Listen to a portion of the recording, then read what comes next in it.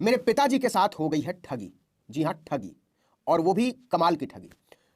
हमने आपको कई बार दिखाया कि, और बाकी लोग भी दिखाते रहते हैं, अखबारों में खबरें छपती रहती हैं, आप भी वाकिफ होंगे कि इस तरीके के डिब्बों से हम लोगों की जिंदगी चलती है अब। हाँ, हम लोग अक्सर ऑनलाइन परचेज को बहुत महत्वपूर्ण बना लेते हैं, या कहिए कि वो हमारी ज़िंदगी का हिस्सा बन गया है। आप सुनते होंगे कि आपने मंगाया टैब, निकला पत्थर, आपने मंगाया मोबाइल, निकला कुछ और, आपने मंगाया महंगा कोई जूता और निकला उसमें से कुछ और ही सस्ती सी चीज़, माचिस की डिबिया निकलती है। लेकिन मैंने कभी नहीं सोचा था कि ऐसा मेरे घर में हो जाएगा, क्योंकि हम लोग और आप भी, हम सब लोग होशियार रहते हैं, लगता है कि नहीं ये हमारे साथ नहीं हो सकता है। मेरे पिताजी तो बहुत ज़्यादा होशियार आदमी है। वो तो हर चीज़ की लिखत पढ़त इतनी ज़्यादा करते हैं कि कई बार जब हम छोटे थे तो इरिटेट हो, वो हर चीज़ डायरी में नोट कर लेते थे। वो कहते थे नहीं, याददाश्त पर भरोसा, लिखा हुआ होना चाहिए। तो जाहिर सी बात है कि उन्होंने एक फ़ोन ऑर्डर किया तो लिखा बाकायदा। फ्लिपकार्ट से ऑर्डर किया उन्होंने एक फ़ोन नए साल में, और ये ऑर्डर किया उन्होंने 30 दिसंबर 2022 को, कि नया साल कुछ किसी नई चीज़ के साथ शुरू करते हैं। कि बढ़िया, उन्होंने एक फ़ोन ऑर्डर किया 11,990 रुपए का, वीवो का एक फ़ोन उन्होंने फ्लिपकार्ट पर ऑनलाइन जाकर ऑर्डर किया, जिसकी ऑर्डर आईडी थी OD326921924506192100। ये ऑर्डर किया उन्होंने 30 दिसंबर को सुबह 7:02 पर, कि चलो भाई एक नया फ़ोन आएगा। खुश हो गए, रोज़ चेक भी करते रहते थे कि कब आ रहा है। लेकिन 5 दिन के बाद उनको डिलीवरी मिली फ्लिपकार्ट की तरफ से। ये ऑर्डर फ्लिपकार्ट का था, मैं आपको बार बार बता रहा हूँ। अच्छा, कमाल की बात यह है कि 11,990 रुपए का जो फ़ोन है ये, इसमें 1,828 रुपए जीएसटी भी शामिल है। मतलब इसमें भारत सरकार का रुपया टैक्स वसूल लिया डिलीवरी से पहले। लगा चलो भाई कोई बात नहीं, फ़ोन इस्तेमाल कर रहे हैं, जीएसटी देनी चाहिए। जीएसटी को लेकर बहुत हंगामा है। साहब फ़ोन आया 5 तारीख को, 5 जनवरी को। मेरे पिताजी बड़े खुश कि चलो फ़ोन आ गया। लेकिन जब डिब्बा उठाया तो उनको हल्का लगा कि इतना हल्का तो फ़ोन नहीं होना चाहिए। ठीक है, आजकल हल्के फ़ोन आने लगे हैं, लेकिन इतना भी क्या हल्का। तो लगा कि कुछ गड़बड़, लेकिन फिर उनको लगा नहीं, उनके साथ गड़बड़ नहीं हो सकती। लेकिन मैंने आपको थोड़ी देर पहले बताया ना कि मेरे पिताजी बड़े कागजी आदमी हैं, हर चीज़ का बही खाता बड़ा दुरुस्त रखते हैं। तो उन्होंने अपने दोस्त को बुलाया और कहा कि सुनो, कुछ घपला है, इसको रिकॉर्ड करो जब हम अनबॉक्सिंग करेंगे। और वो लोग डिब्बा खोलना बोलते हैं, शहरों में इसको अनबॉक्सिंग कहते हैं।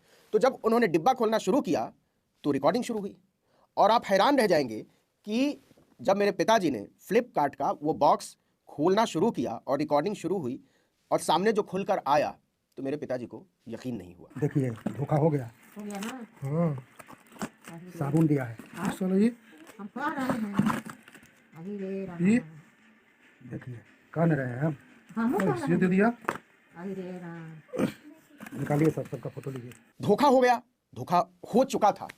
अब अंदर से निकला क्या, आप 12,000 रुपए, 11,990 रुपए टू बी प्रिसाइज के फ़ोन के एवज में फ्लिपकार्ट कंपनी ने उनको दिया क्या। फ्लिपकार्ट कंपनी इसलिए कह रहे हैं कि पैसा हमने फ्लिपकार्ट को चुकाया मेरे पिताजी ने। हालांकि ये ऑर्डर जो था, जो डिलीवरी थी, शिपिंग जहां से ये सामान आना था, ये था the mobile point, shop number 3, Shivam apartment, Mumbra Devi colony road, opposite ICICI bank ATM, diva east, Thane 400612 pin code है। वहां से ये फ़ोन भेजा गया था, मतलब फ्लिपकार्ट का उनके साथ करार होगा।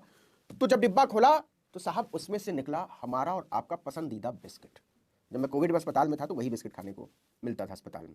पार्ले जी का 5-5 रुपए का 2 पैकेट, छोटा छोटा वाला मोबाइल, 12,000 रुपए के मोबाइल के डिब्बे में पार्ले जी के 2 बिस्किट और एक पत्थर। भाई माथे पर मार लेते, डिब्बे में इतना बढ़िया से पैक करके भेजने की क्या जरूरत थी। तो पैकेट में निकला 2 पार्ले जी का 5-5 रुपए का, मतलब 10 रुपए का बिस्किट और एक काला सा पत्थर। मेरे पिताजी परेशान, ये क्या भेज दिया। लेकिन जो था सामने वो था, पैसा भुगतान किया जा चुका था। फ्लिपकार्ट को शिकायत की गई, फ्लिपकार्ट ने कहा कि उसकी तस्वीर भेजिए, ये कीजिए। मेरे पिताजी टेक्नोलॉजी के मामले में थोड़े कमज़ोर हैं, जो कि हमारे आपके पिताजी हमेशा ही, मतलब पता नहीं आपके पिताजी होते हैं, मेरे पिताजी टेक्नोलॉजी के मामले में कमज़ोर हैं, क्योंकि उनकी उम्र हो गई है। जब वो थे तब टेक्नोलॉजी ऐसी नहीं थी, उन्होंने सीखा है, अडॉप्ट किया उसको। तो उन्होंने अपने दोस्तों की मदद ली, किसी तरीके से शिकायत की।